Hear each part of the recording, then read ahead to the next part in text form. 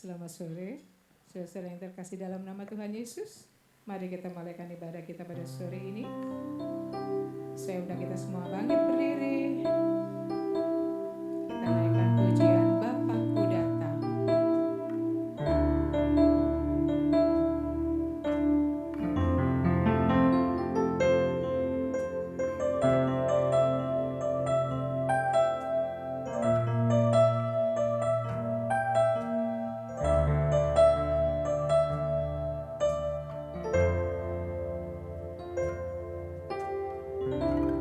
Bapakku datang.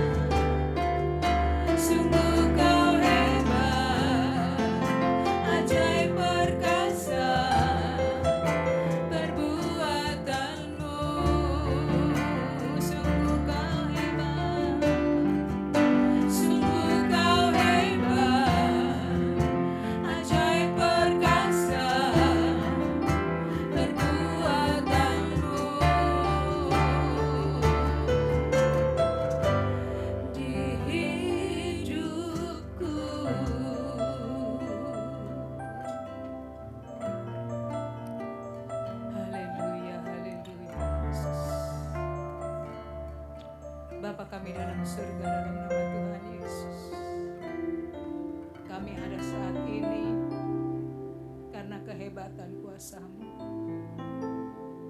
Terima kasih Tuhan Yesus, kami masih boleh dalam iman kepadamu.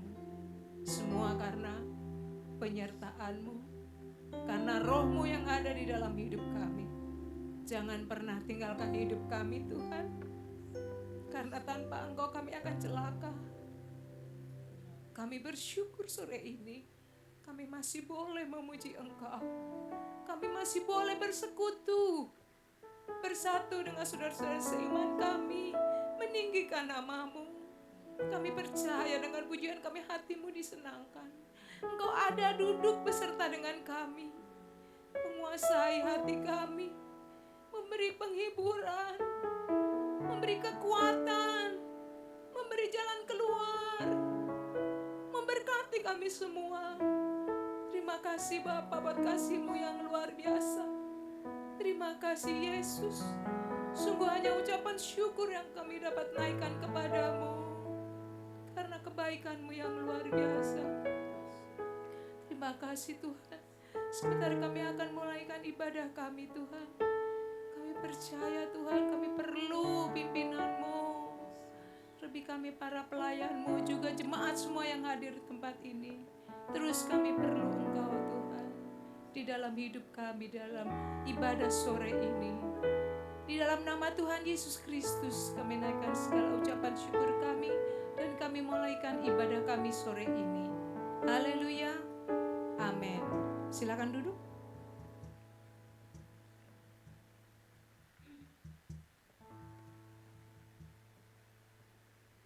Kita naikkan pujian. Ada kuasa di dalam nama Yesus.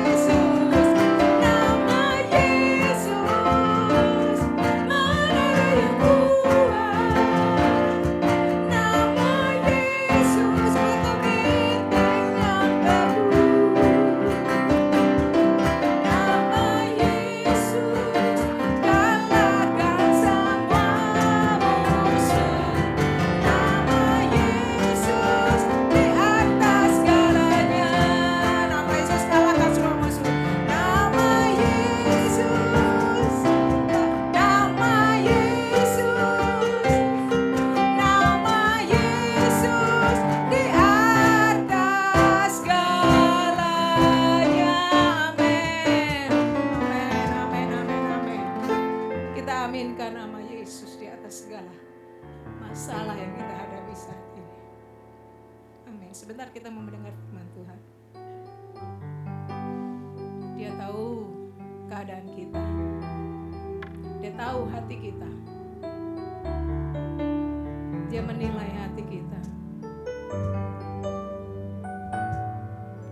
Kau tahu hatiku, Tuhan.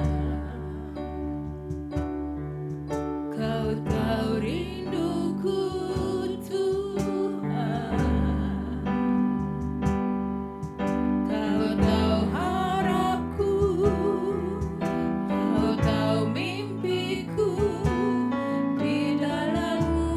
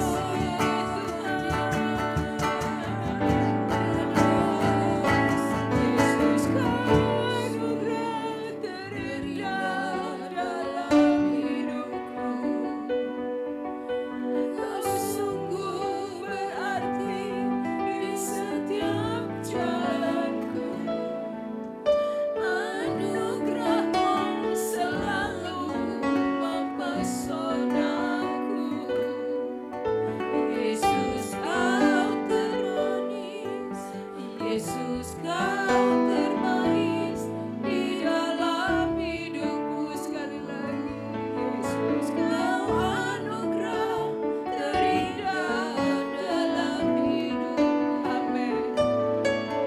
Kau sungguh berarti di setiap jalanku. Anugerahmu selalu mempesonaku. Yesus kau terbaik, Yesus kau termanis di dalam hidup. Yesus kau terbaik, Yesus kau termanis di dalam hidupku. Sekali lagi, Yesus kau terbaik, Yesus kau termanis di dalam hidupku. Kami bersyukur Tuhan Yesus memiliki Engkau dalam hidup kami Tuhan. Sungguh Engkau anugerah yang terbesar Tuhan di dalam kami Tuhan.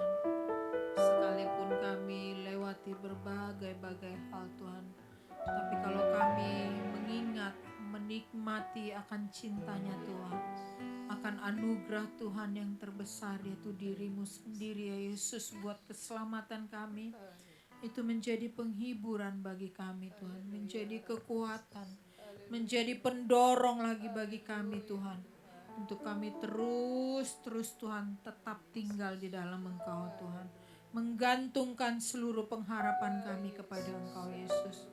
Terima kasih Tuhan untuk waktu ini. Terima kasih kami percaya lewat puji-pujian yang dinaikkan, tanah hati kami digemburkan, siap untuk ditaburi benih firman Tuhan. Dan setiap kami yang ada di sini sungguh hanya terfokus kepada firman-Mu Tuhan.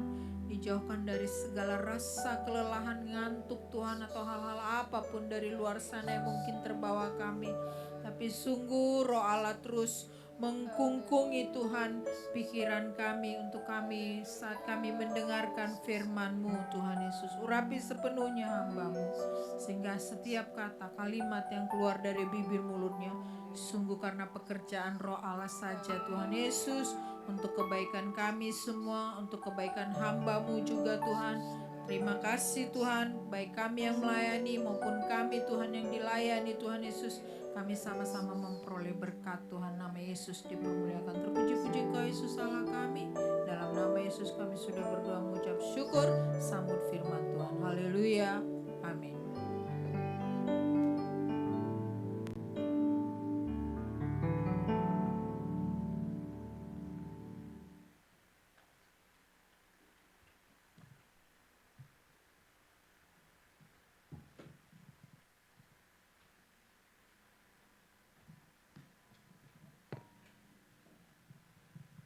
Puji Tuhan, salam sejahtera bagi kita semua, kita yang sama-sama hadir tempat ini. Kita bersyukur kesempatan kembali Tuhan beri, sama-sama kita mau dalami kebenaran firman Tuhan. Kita mau melihat tentang ibadah yang disertai dengan rasa cukup.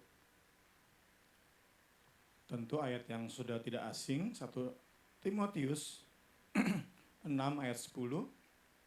Kita lihat bahaya cinta akan uang.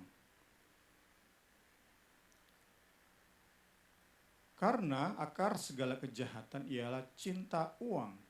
Sebab oleh memburu uanglah beberapa orang telah menyimpang dari iman dan menyiksa dirinya dengan berbagai-bagai duka. Di ayat ini Paulus bicara tentang sebuah hasrat, sebuah keinginan, craving.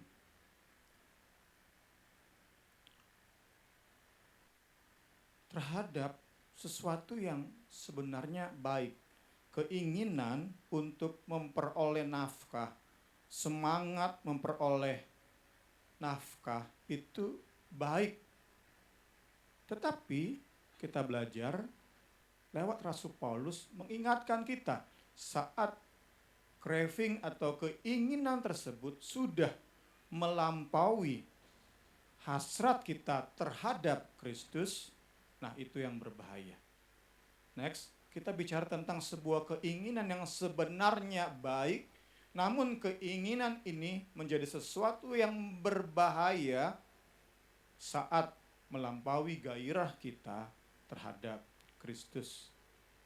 Dalam ESV, this craving, keinginan, gairah, hasrat. Ada sebuah hasrat, gairah, dorongan, keinginan dalam hati yang perlu diwaspadai. Cinta akan uang itu berbahaya. Kita memang sekali lagi butuh uang.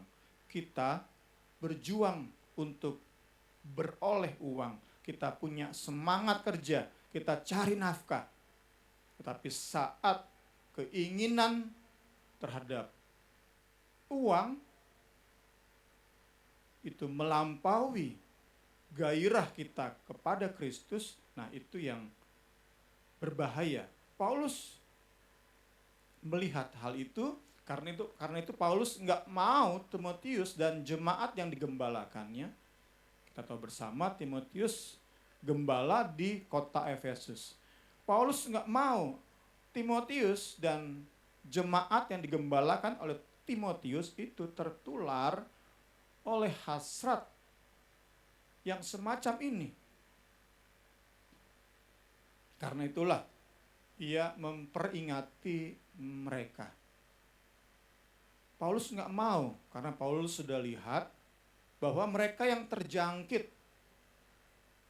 oleh keinginan semacam ini, mereka yang cinta akan uang, itu seperti orang yang sedang nusuk-nusuk diri sendiri, menderita. Dikatakan oleh Paulus, menyiksa dirinya dengan berbagai-bagai duka. Itulah orang yang cinta akan uang. Sekali lagi, Paulus enggak mau Timotius, anak rohaninya. Paulus enggak mau orang-orang jemaat-jemaat yang digembalakan oleh Timotius masuk ke dalam kondisi seperti ini, terjangkit oleh penyakit semacam ini, penyakit cinta akan uang. Paulus lihat sendiri secara rohani, mereka yang cinta akan uang, yang memburu uang, itu seperti orang yang noreh-noreh, nusuk-nusuk diri sendiri.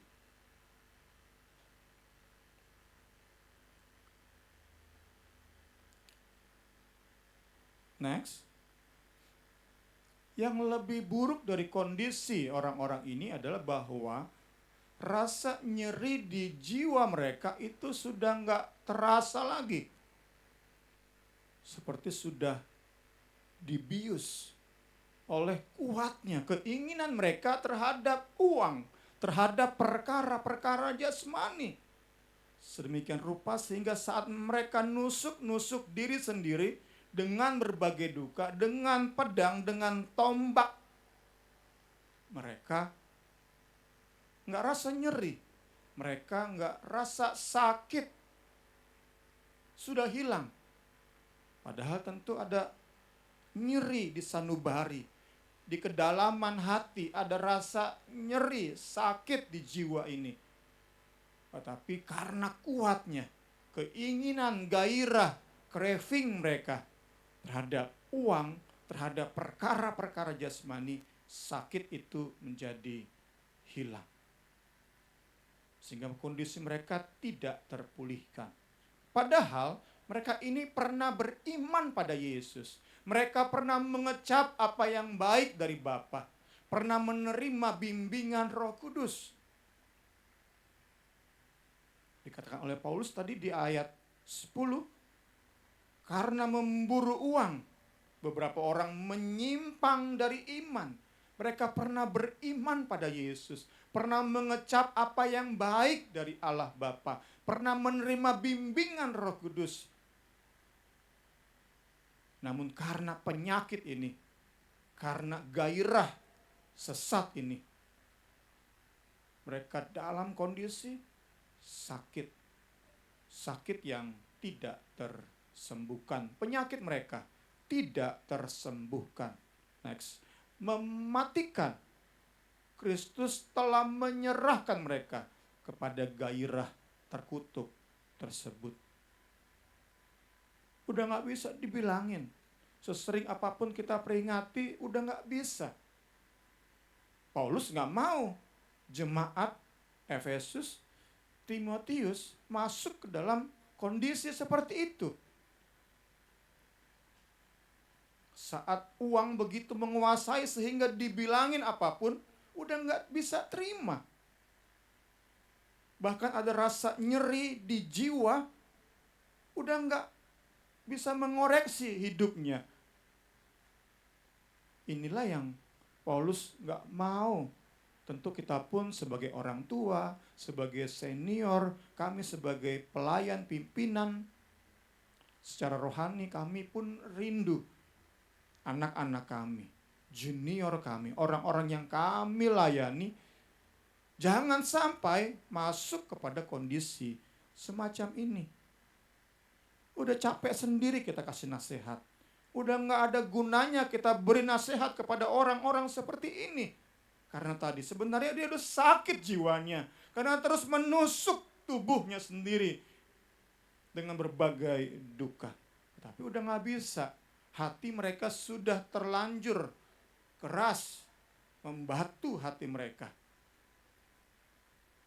Kita bisa bilang, udah cukup kamu sakiti dirimu sendiri, berhenti. Cukup udah, jangan lagi sakiti diri dengan berbagai-bagai duka. Cukup kejar uang, cukup memburu uang. Tapi sudah pada kondisi tidak ngaruh lagi. Sebelum seseorang, orang-orang yang kita kasihi jatuh kepada kondisi semacam itu, kita perlu saling mengingatkan, saling mendoakan. Puji Tuhan. Paulus memberitahu kepada Timotius, juga kepada kita, pemicu awal cinta, uang. Pemicu awal penyakit ini. Gairah terkutuk ini. Gairah yang membuat hidup seseorang gak terpulihkan. Paulus kasih tahu apa penyebabnya dari cinta uang. Dari penyakit cinta uang. Kita mundur 5 ayat ke ayat 4 dan 5. Kita mundur 5 ayat. Tadi 1 Timotius 6 ayat 10. Sekarang kita mundur 5 ayat. Kita baca ayat 4 dan 5. Penyakitnya ialah mencari-cari soal, bersilat kata yang menyebabkan dengki, cedera, fitnah, curiga, percekcokan antara orang-orang yang tidak lagi berpikiran sehat, yang kehilangan kebenaran. Penekanannya berikut. Yang mengira ibadah itu adalah suatu sumber keuntungan. Ya, ini Paulus singkapkan kepada Timotius, kepada orang-orang yang Timotius layani, dan kepada kita semua, pemicu awal dari kondisi tadi. Begitu cinta akan uang itu seperti bius yang membuat seseorang nusuk-nusuk diri tapi nggak sakit. Paulus kasih tahu, inilah pemicu awalnya. Mengira ibadah itu suatu sumber keuntungan.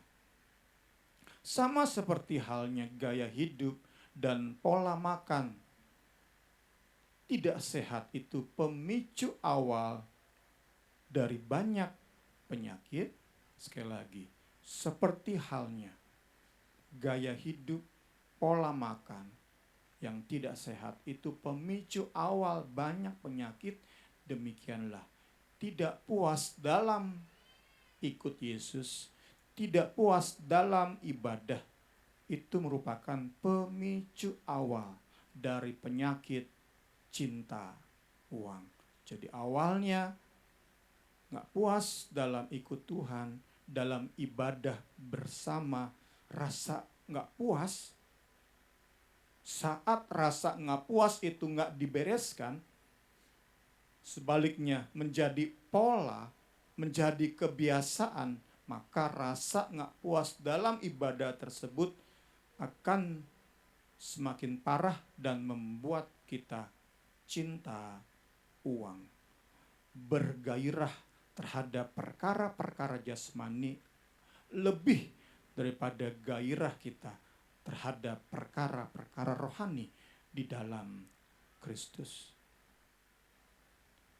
Gejala awal ini seperti halnya gaya hidup dan pola makan, kita akan lihat sebagai sesuatu yang gak berbahaya. Kita makan tiap hari di restoran Padang, kita akan mengira itu bukan sesuatu yang berbahaya. Enak malah. Tiap hari makan jeroan, usus, babat, isok, dan sebagainya. Tidak kita lihat sebagai sesuatu yang berbahaya. Tetapi kita tahu persis, kita yang apalagi sudah seumur kami ini, bahkan sekarang anak-anak sekarang udah pola hidup sehat, mereka tahu persis. Makan jeroan tiap hari, meskipun hari-harinya per hari itu tampak gak berbahaya, tetapi sesungguhnya berbahaya. Poin itu yang kita mau sama-sama pahami sore hari ini. Rasa tidak puas dalam ikut Yesus itu tampak sebagai sesuatu yang gak berbahaya. Tetapi saat itu menjadi habit kita, pola kita, kebiasaan kita, gaya kita, maka Paulus jelaskan di 1 Timotius ini, pola tersebut menghasilkan penyakit cinta akan uang. Gairah berlebih terhadap perkara-perkara jasmani sampai pada titik tidak tersembuhkan, mematikan. Diawali sekali lagi dengan kebiasaan mengedepankan, mengutamakan perkara-perkara jasmani dalam ikut Yesus. Awal yang buruk ini saat menjadi kebiasaan, maka akan membuat kita semakin hari semakin tenggelam di dalam keinginan memuaskan sensasi kita, memuaskan indera kita, sense kita, indera kita menjadi yang utama. Sedangkan hati, jiwa, hal-hal rohani itu semakin ditenggelamkan oleh hasrat terkutuk kita. Paulus lanjutkan langsung ke ayat 6. Ia kontraskan dengan penyebab dari hidup yang beruntung dan berdampak. Penyebabnya adalah rasa puas dalam ibadah. Rasa puas cukup dalam ikut Yesus. Saat itu menjadi pola, rasa puas ikut Yesus, rasa puas dalam pertemuan ibadah, itulah kunci dari hidup yang beruntung, hidup yang kuat, hidup yang sehat, hidup yang berdampak untuk kemuliaan Kristus.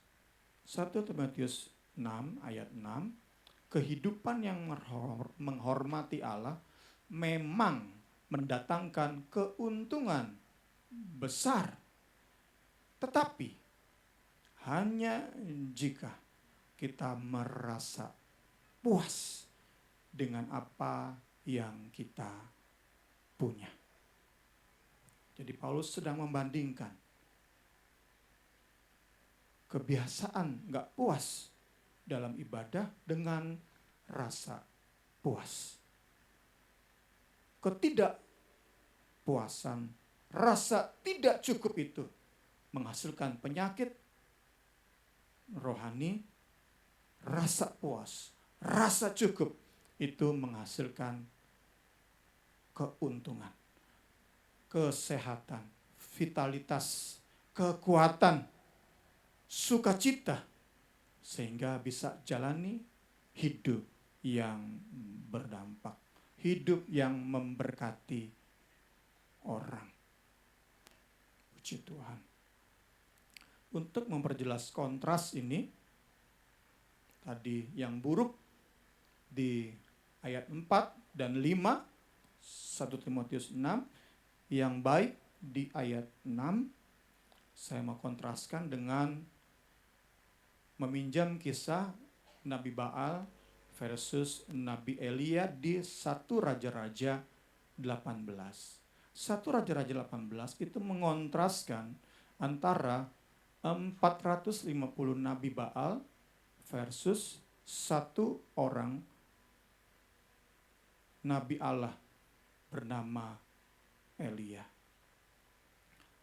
Nabi Baal itu kita kontraskan menyakiti diri sendiri dengan pedang. Elia membawa bangsa Israel kepada pertobatan. Elia memberkati banyak orang. Hidup pelayanannya berdampak. Nabi Baal menyakiti diri sendiri. Kita tahu kisahnya. Saat mereka berhadapan, Elia dan nabi-nabi Baal, Elia berkata, siapkan 2 ekor lembu, disembeli, dipotong-potong, 1 dari rombongan Baal, Nabi Baal, 1 dari Elia. Diletakkan di atas kayu api, tapi nggak boleh taruh api. Tantangan Elia adalah Allah yang sejati, yang benar-benar Allah akan kirim api untuk bakar lembu tadi.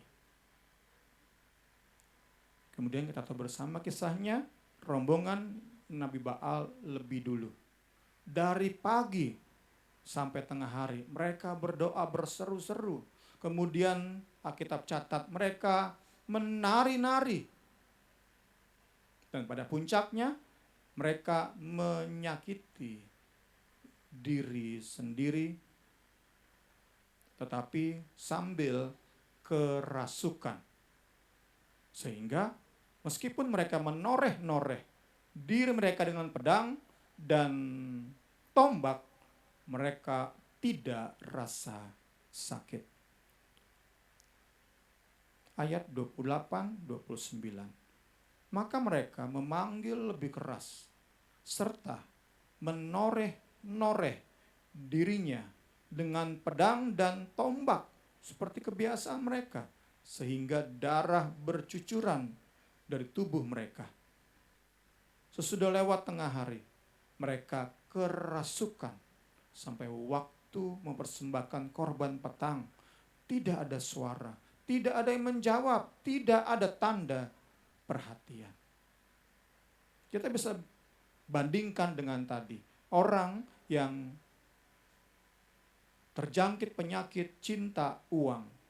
Mereka nusuk-nusuk diri sendiri dengan berbagai duka, tetapi mereka udah berhenti merasa nyeri. Karena mereka sudah dirasuk oleh cinta akan uang. Mereka sudah dirasuk oleh keinginan yang luar biasa terhadap perkara-perkara jasmani. Menyiksa diri tetapi nggak sakit. Berdarah-darah mereka tetapi tidak nyeri. Kerasukan oleh gairah ingin kaya. Gairah terhadap perkara-perkara jasmani. Kita bandingkan dengan Elia di ayat 37-39. Elia berdoa seperti ini.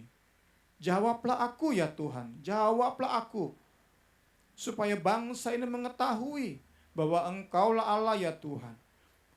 Dan Engkaulah yang membuat hati mereka tobat kembali. Lalu turunlah api Tuhan, menyambar habis korban bakaran kayu api, batu dan tanah itu. Bahkan air yang dalam parit itu habis jilat. Ketika seluruh rakyat melihat kejadian itu, sujudlah mereka serta berkata, Tuhan dialah Allah, Tuhan dialah Allah.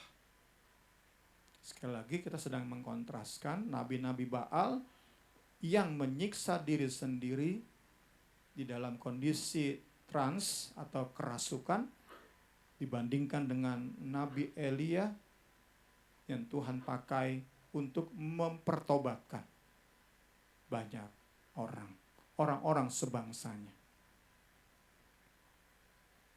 Kita tentu ingin masuk golongan Nabi Elia. Peringatan yang datang kepada kita di sore hari ini. Sesuatu hal yang tampaknya tidak berbahaya, tidak puas saat ikut Yesus dalam beribadah. Kita mau waspadai benar-benar.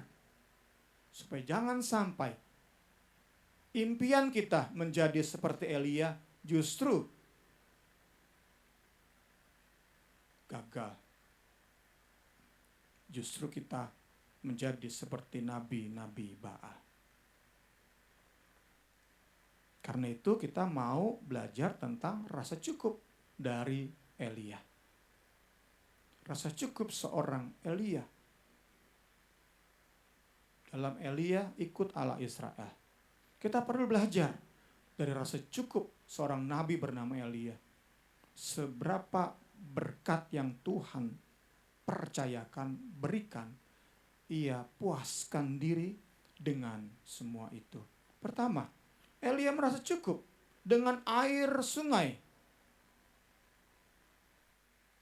Elia merasa cukup dengan roti daging yang dibawa burung-burung gagak. Pasal 17 ayat 4-5. Tuhan berkata kepada Elia, engkau dapat minum dari sungai itu. Dan burung-burung gagak telah kuperintahkan untuk memberi makan engkau di sana. Lalu ia pergi dan melakukan seperti firman Tuhan. Ia pergi dan diam di tepi sungai Kerit di sebelah timur sungai Yordan. Itu pertama, Elia merasa cukup dengan air sungai sebagai minuman, roti daging yang kita bisa bayangkan nggak sesering kita bisa gojek sekarang. Elia nggak bisa minta-minta burung gagak untuk datang. Burung gagak datang berdasarkan perintah Tuhan. Nggak tahu berapa kali dalam seminggu atau mungkin dalam sebulan hanya beberapa kali itu burung gagak datang. Tetapi Elia belajar mencukupkan diri dengan apa yang Tuhan beri.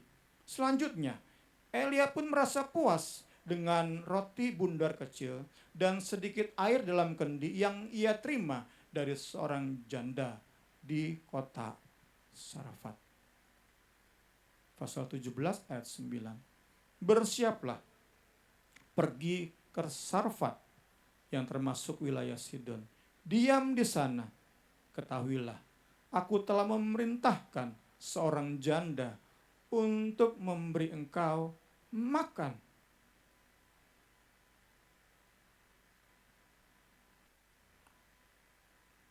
Rasa cukup ini yang perlu menjadi perenungan kita, sehingga kita jangan sampai di antara kita yang masuk ke dalam penyakit tadi, yang terjangkit penyakit gairah nggak normal terhadap perkara-perkara jasmani.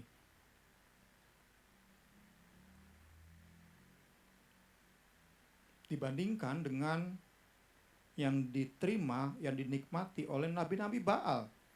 Rasa cukup dan puas seorang Elia tidak dirusak oleh keinginan menikmati makanan minuman istana Izebel. Karena itulah yang dinikmati oleh para nabi Baal. Ayat 19 dari pasal 18. Sebab itu, suruhlah mengumpulkan seluruh Israel ke Gunung Karmel. Juga nabi-nabi Baal yang 450 orang itu, dan nabi-nabi Asyera yang 400 orang itu, yang mendapat makan dari meja istana Izebel. Kita bisa bayangkan, makanan terjamin, makanan mewah, lezat, paling enak, namanya aja di istana.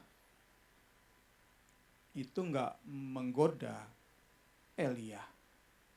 Elia mencukupkan diri pertama tadi dengan air sungai sebagai minuman, roti daging yang dibawa burung gagak sebagai makanan, dan ada saat di mana ia hanya makan roti bundar kecil dan sedikit air dalam kendi. Ini contoh ekstrim tentu. Nggak semua dari kita kuat untuk rasa cukup di kondisi seperti Elia.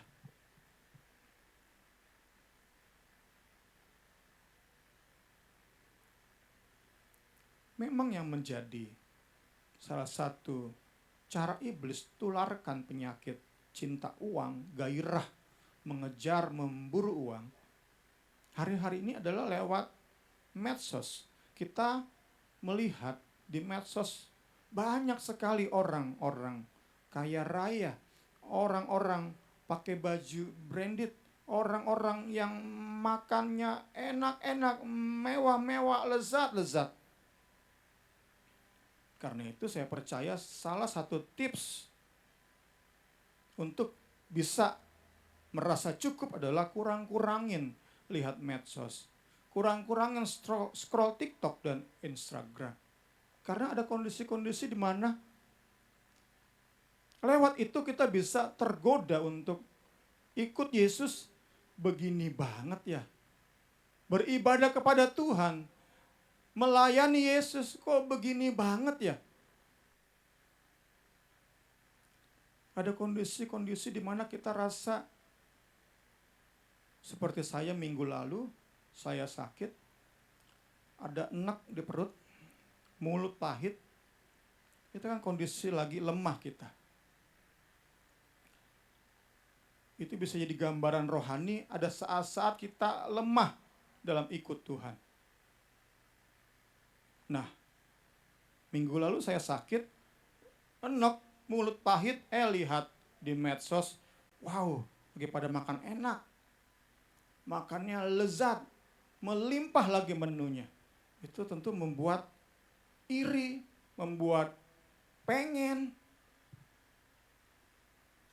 Karena itu salah satu tips sederhana untuk bisa contoh rasa cukupnya seorang Elia adalah kurang-kurangin lihat medsos.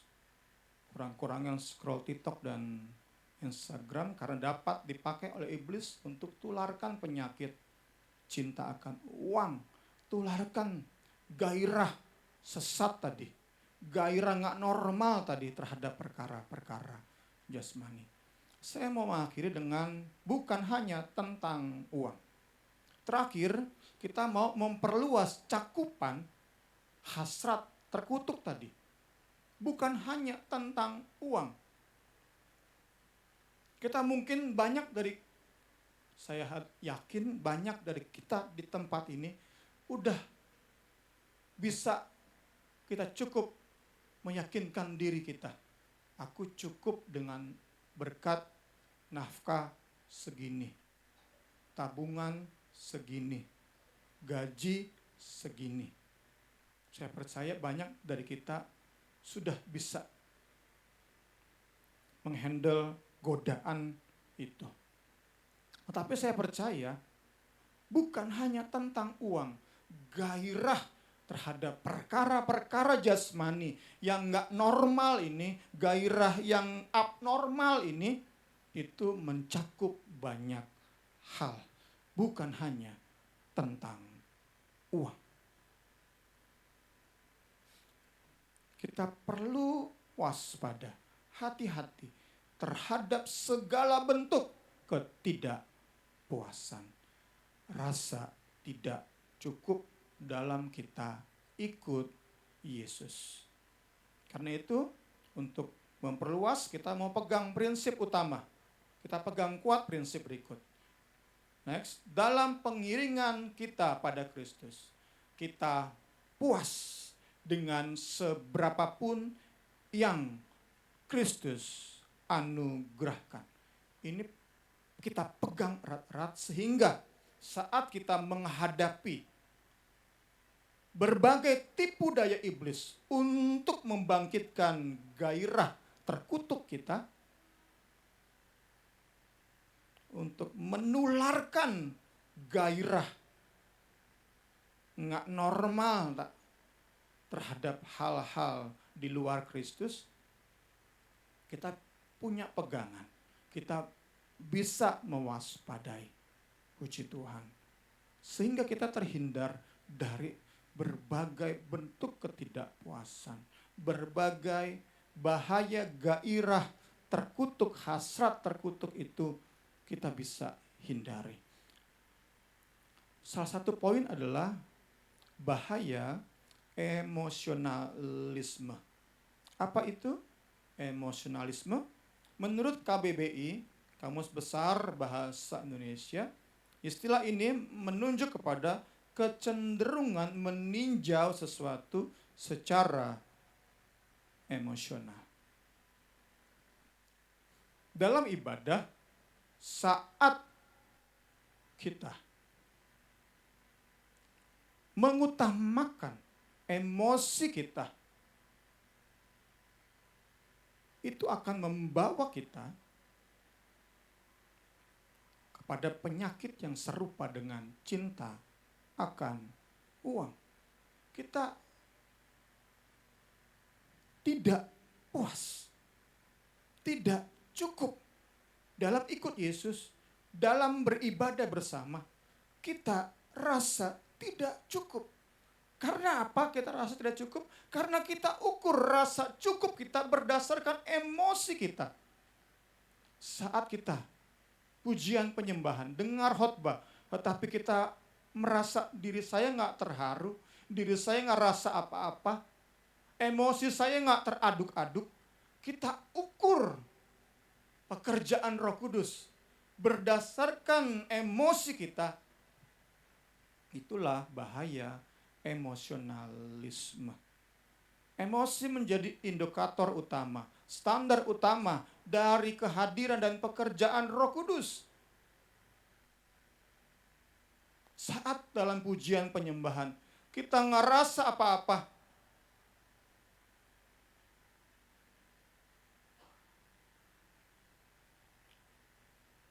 sekali dua kali bolehlah kita manusiawi. Tetapi saat itu menjadi ritual, menjadi kebiasaan, pola, gaya hidup kita, hati-hati.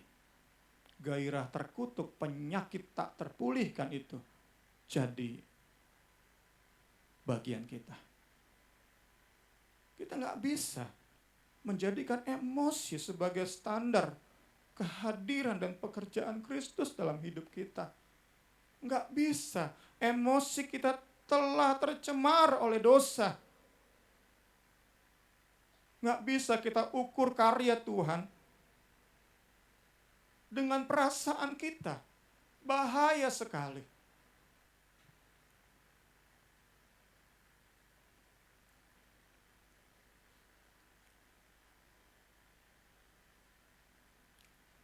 Ada alasan yang kita bisa bilang di sisi lain,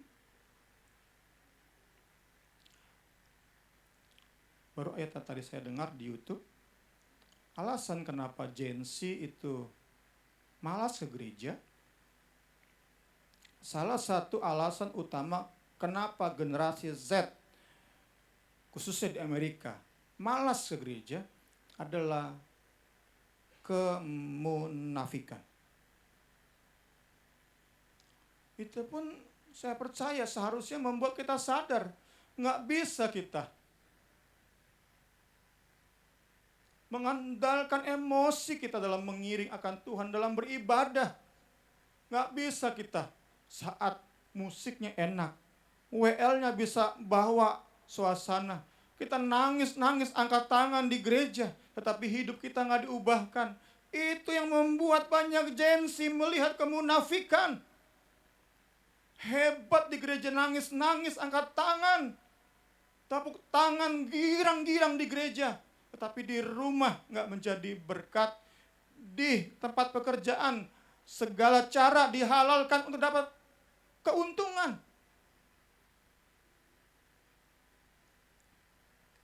Itu terjadi di Amerika, mungkin juga bisa terjadi di antara kita. Ada anak-anak kita, cucu-cucu kita, malas ke gereja.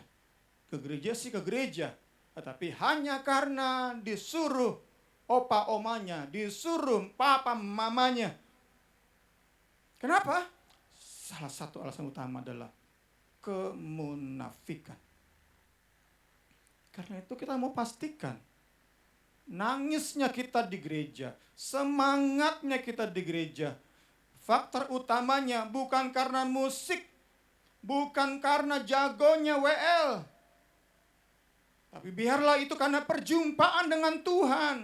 Di dalam ibadah kita berjumpa dengan Tuhan, itu yang membuat kita bersuka cita, membuat kita terharu dan menangis. Kita percaya perjumpaan dengan Tuhan pasti mengubahkan hidup kita, bisa otentik. Di gereja dan di rumah sama. Semakin hari semakin otentik hidup kita. Karena tadi nangis sukacitanya kita karena perjumpaan dengan Tuhan, bukan karena emosi yang diaduk-aduk oleh musik, bukan karena perasaan yang diaduk-aduk oleh worship leader. Kita belajar lewat bagian-bagian ini. Kita bisa perluas tentang rasa cukup, rasa puas dalam ikut Yesus. Apa yang membuat kita nggak puas ikut Tuhan? Apa yang membuat kita nggak cukup ikut Yesus yang sudah begitu baik itu? Mari kita koreksi hati, koreksi diri. Kita nggak boleh membiarkan rasa tidak cukup itu terus mengakar di hidup kita. Pertama, kita bisa hidup dalam kemunafikan, dan anak cucu kita yang jadi korban. Kedua, kita sendiri akan satu, posisi kita tawar hati. Kita lelah, capek ikut Tuhan.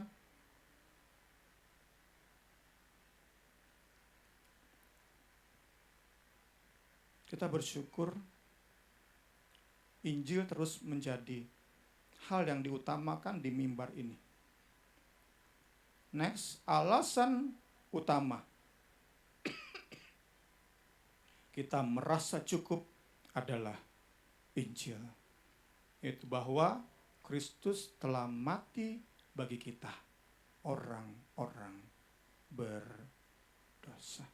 Kita belajar dari Elia dan kita punya salib Kristus yang kita bisa baca terus di dalam 4 Injil.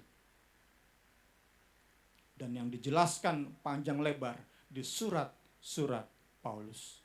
Kita punya contoh Nabi Elia dan kita punya Kristus dan karya salibnya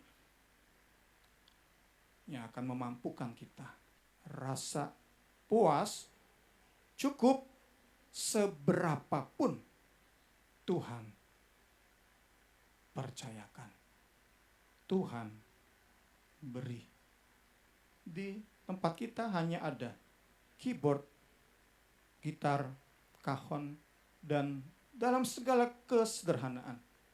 Tentu kita nggak anti terhadap yang lebih wah, lebih lengkap. Kita nggak anti terhadap kemampuan WL mengangkat pujian, mengangkat suasana. Kita nggak anti. Kita nggak alergi terhadap semua itu. Tapi kita perlu pastikan. Emosi bukan yang utama di hidup kita. Puji Tuhan. Saya mau tutup dengan quote dari Timothy Keller, inilah Injil, kita lebih berdosa dan lebih bercacat celah dari yang pernah kita bayangkan, namun pada saat yang sama kita lebih dikasihi dan lebih diterima di dalam Yesus Kristus dari yang pernah kita harapkan. Inilah Injil. Kalau Injil belum mampu membuat kita rasa cukup, rasa puas, mari datang berdoa lebih sungguh pada Yesus, minta pekerjaan Roh Kudus. Kenapa Injil kok belum membuat saya puas? Padahal saya ini makhluk yang gak layak terima apa-apa dari Tuhan Yesus.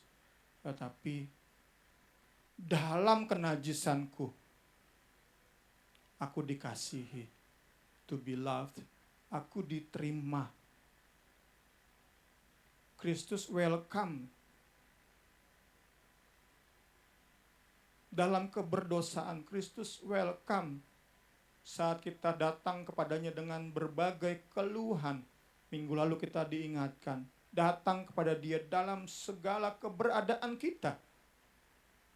Ia terima, ia merespon dengan kasih. Kiranya itu sudah cukup. Pengertian akan Injil, keyakinan akan Injil itu memberi rasa puas, rasa cukup dalam mengiring akan Yesus. Kita mau responi firman Tuhan. Saya undang kita berdiri, kita nyanyikan itu pujian Anugerah Terindah. Kita tahu bersama Yesuslah anugerah terindah dalam hidup kita. Puji Tuhan.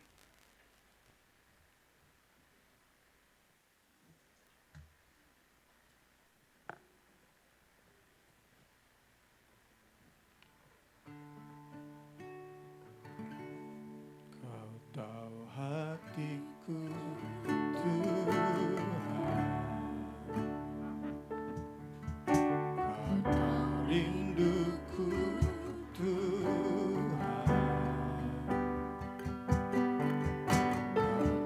Harapku, mimpiku, tanganmu, Tuhan.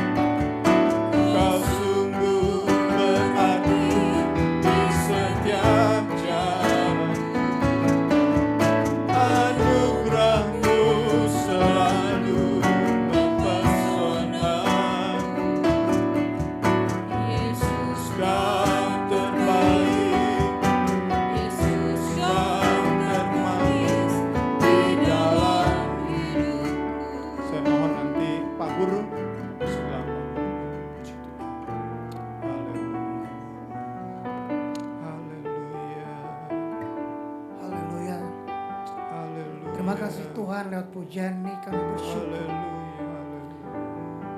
Rasanya air mata kami menetes bahagia Tuhan. Ketika kami melihat Engkau sebagai pribadi yang selalu ada bersama kami, yang membuat kami cukup. Cukup dengan apa yang ada pada kami saat ini.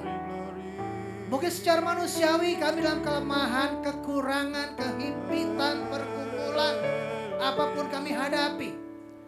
Tapi firman-Mu tadi tegas, hanya Engkau dan Engkau saja Tuhan yang membuat kami cukup dengan apa yang Engkau telah berikan buat kami. Terima kasih Tuhan untuk firman-Mu. Ajar kami menjadi anak-anak-Mu Tuhan yang terus berpegang pada kehendak-Mu, berjalan dalam terang-Mu. Kami sadar Tuhan, dunia ini dengan segala isme-ismenya dalam kehidupan kami. Kami sudah mendengar cinta uang yang menggerogoti kehidupan dunia ini, membuat dunia semakin jauh dari Engkau. Dunia ini terjerembab dalam konsumerisme, kapitalisme, bahkan hedonisme yang berlebihan, dan sudah mengancam kepada umat Tuhan, juga kepada gereja-Mu Tuhan. Ampuni kami Tuhan jikalau kami sudah mulai masuk dalam itu Tuhan. Ajari kami Tuhan untuk datang kepada-Mu. Ajar kami Tuhan untuk kami melakukan abodah ibadah kami sebagai ibadah yang kudus berkenan kepada Tuhan, dengan rasa syukur, dengan terus bersyukur, dan mengerjakan keselamatan yang Kau berikan pada kami dimanapun Tuhan tempatkan kami, di keluarga kami, pekerjaan kami, pergaulan kami, dimanapun Tuhan tempatkan kami. Jadikan kami berdampak. Dan surat Kristus terbuka dan menyatakan Engkau segalanya, Engkau yang terbaik buat kami. Terima kasih Tuhan, terima kasih untuk hamba-Mu Tuhan. Kau berkati dia Tuhan, lebih dan lebih lagi. Engkau pakai dengan hikmat marifat tertinggi dari Engkau Tuhan. Dimanapun dan apapun dia kerjakan, segalanya berhasil dan Tuhan dimuliakan atas segalanya Bapak. Berkati keluarganya, istri, anak-anaknya Tuhan. Kau berkati semua yang dijalankannya Bapak. Segala menjadi pergumulan akan di keluarga, di pelayanan, di tempat ini. Kau berkati Tuhan. Juga untuk kami semua yang ada di sini Tuhan, jemaat-Mu ya Bapak. Kau berkati setiap kami Tuhan dan segala area pada kami. Sekali lagi ajar kami itu selalu cukup bersama dengan Kau. Terima kasih Kau, terima kasih Tuhan, terima kasih. Kami juga sebentar kami berikan persembahan. Biarlah dengan rasa cukup ini Tuhan, kami terus berani dan terus dengan gairah memberikan terbaik untuk Engkau. Karena Engkau sudah menjadi yang terbaik buat kami. Terima kasih Bapa, terima kasih Tuhan Yesus, terima kasih Roh Kudus. Kita berdoa dalam nama Tuhan Yesus, haleluya. Amin.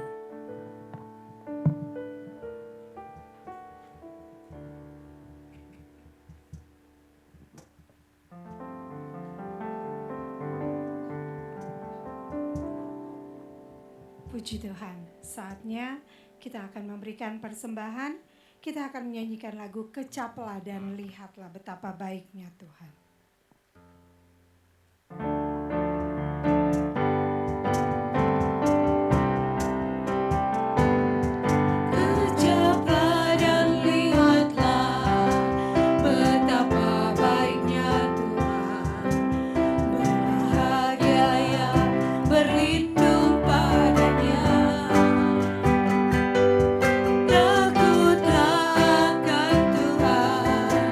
Hai orang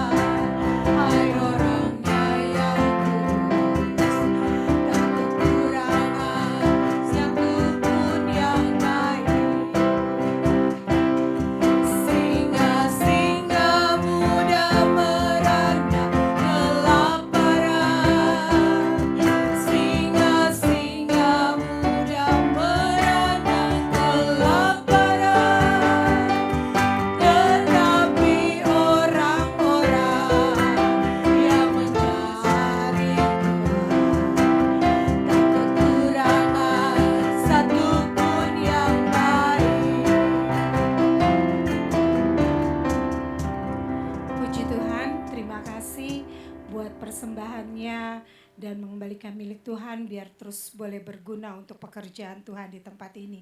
Pengumuman, minggu ini kita ada doa dan puasa hari Rabu jam 6 sore di tempat ini. Biar kita sama-sama di tempat ini, biar kita saling mendoakan karena kita sangat butuh doa, saling mendoakan itu ya. Kalau kita sehati dalam kita berdoa menaikkan pokok-pokok doa kita percaya kita akan melihat jawaban-jawaban yang kita pohonkan kepada Tuhan. Kita berdoa juga buat yang berulang tahun. Walaupun yang berulang tahun juga jarang ibadah di tempat ini, tapi kita biarlah punya kerinduan sama-sama berdoa dengan mereka ditambahkan usia. Kita berdoa buat Yola, menantunya Ibu Ati yang ulang tahun tanggal 23 Juli ya. 22 Juli. Dan berdoa juga buat anaknya Tante Since, Rahel, 25 Juli. Biar dengan bertambah usia mereka tetap terus mengiring akan Tuhan. Mereka tetap berdampak dimanapun mereka berada. Terus saya juga mengundang Bapak Ibu Saudara-saudari, mengajak untuk kotaknya. Saya baru ingat lagi, saya sediakan kotak di depan itu untuk CPU. Memang tinggal sedikit lagi yang kita butuhkan. Kita percaya dengan kita sedikit itu sudah menjadi bukit, dan tinggal tunggu pasnya kita akan membeli CPU baru dan tidak meminjam lagi. Kasihan selama ini kita Bapak Amos yang ambil, nanti dibalikan lagi, pokoknya agak merepotkan gitu ya. Tapi sebenarnya Saudara Noel, anak Ibu Ati, tidak apa-apa sebenarnya. Tapi kita punya kerinduan yang sama, kita mempunyai sendiri gitu ya.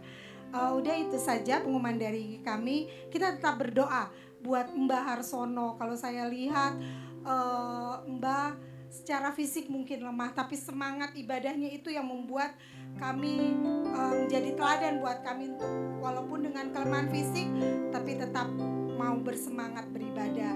Kita juga bantu doa buat kesehatan Om Among. Kalau saudara Bapak Ibu tahu, hari Senin kemarin Om Among masuk rumah sakit. Tapi kita percaya kalau Om Among ada di tengah-tengah kita dengan tubuh sehat, itu pertolongan Tuhan. Biar Tuhan Yesus pulihkan dengan sempurna Om Among biar lebih sehat lagi. Puji Tuhan, kita akan tutup ibadah kita saat malam hari ini. Kita akan nyanyikan lagu Saya Undang Bangkit Berdiri, Kunaikan Syukur Padamu Tuhan.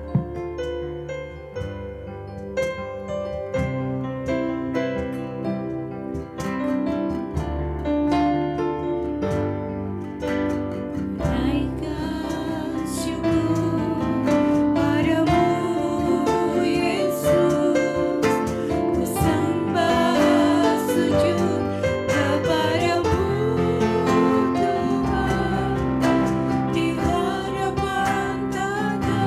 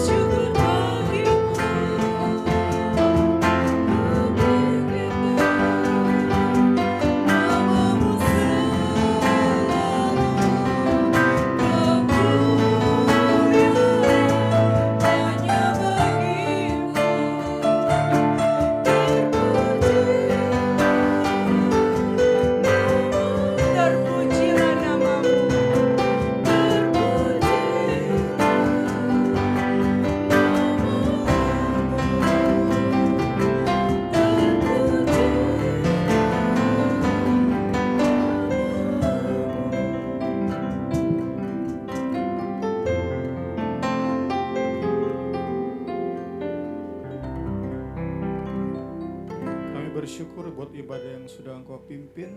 Kami percaya kebenaran firman-Mu memperlengkapi kami, menjadi bekal bagi kami yang terus membentuk pola pikir kami, akan terus membentuk hati kami Tuhan. Kami disadarkan di dalam dunia ini terlalu banyak pengaruh-pengaruh Tuhan.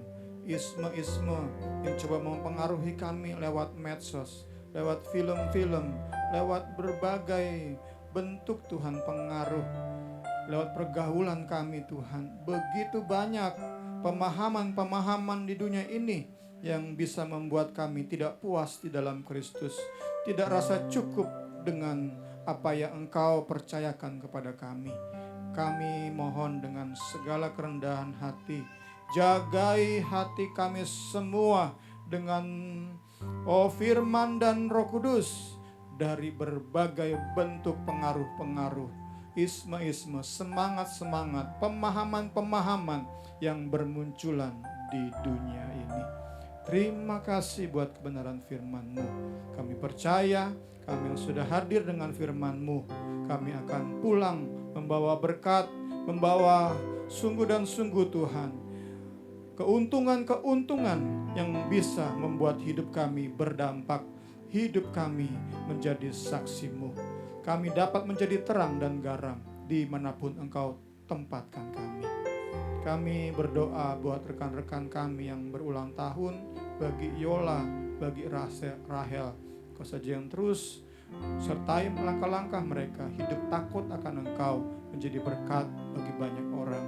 Kami berdoa buat Mbah Harsono, kami berdoa buat Mbah terkasih kami. Engkau saja yang terus Tuhan jagai tubuhnya Tuhan. Kami berdoa di dalam nama Yesus, Engkau yang lingkupi tubuh Mbah kami, Engkau yang jagai dengan segala dekapan kasih-Mu. Haleluya, haleluya. Kami percayakan hidup Mbah kami ke dalam tangan-Mu, terus menginspirasi kami, menginspirasi banyak orang demi hormat kemuliaan nama-Mu. Om Among yang kemarin sakit, kami bersyukur Engkau sudah sembuhkan sehingga bisa bersama dengan kami beribadah. Kami bersyukur buat pemulihan-Mu. Tolong Om Among Tuhan, beri kesehatan selalu. Tolong beri hikmat juga untuk jaga makannya, sehingga sungguh Om Among tetap sehat, kuat, terus melayani Engkau, melayani keluarga, melayani anak, melayani cucu. Nama Yesus dipermuliakan. Kami akan pulang, kami memohon penyertaan-Mu, kami mohon berkat-berkat-Mu Tuhan. Jangan tinggalkan kami sendiri, jangan biarkan kami melangkah sendiri di tengah-tengah dunia yang penuh kegelapan ini. Sama-sama kita akan terima berkat. Tuhan memberkati engkau dan melindungi engkau. Tuhan menyinari engkau dengan wajah-Nya dan memberi engkau kasih karunia. Tuhan menghadapkan wajah-Nya kepadamu dan memberi engkau damai sejahtera. Berkat Allah Bapa, kasih sayang Yesus Kristus, persekutuan Allah Roh Kudus menjadi bagian kita semua hari ini, esok, sampai selama-lamanya. Kita yang sudah terima berkat, katakan amin. Selamat sore, Tuhan Yesus berkati kita semua.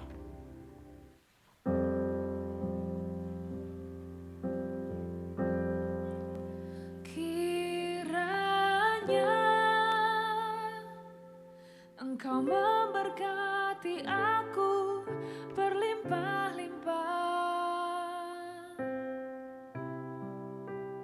dan memperluas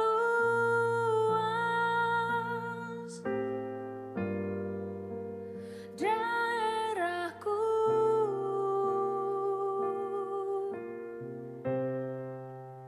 dan kiranya tangan-Mu menyertai aku dan melindungi aku daripada malapetaka, sehingga kesakitan tidak menimpa aku.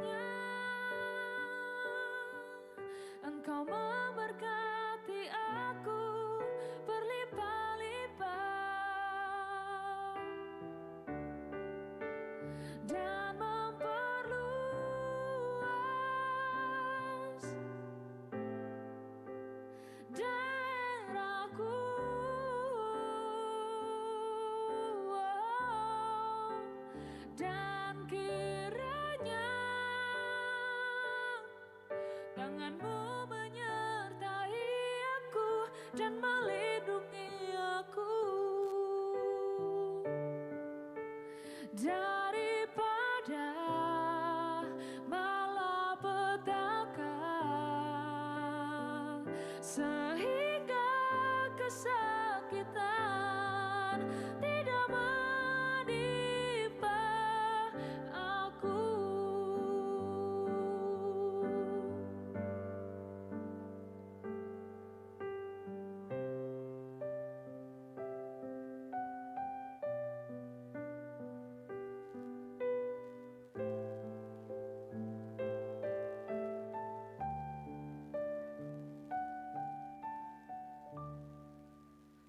Kiranya Engkau memberkati aku berlimpah-limpah dan memperluas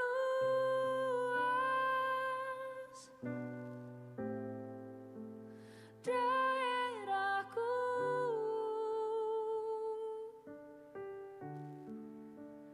dan kiranya tangan-Mu menyertai aku dan melindungi aku daripada malapetaka, sehingga kesakitan tidak menimpa aku.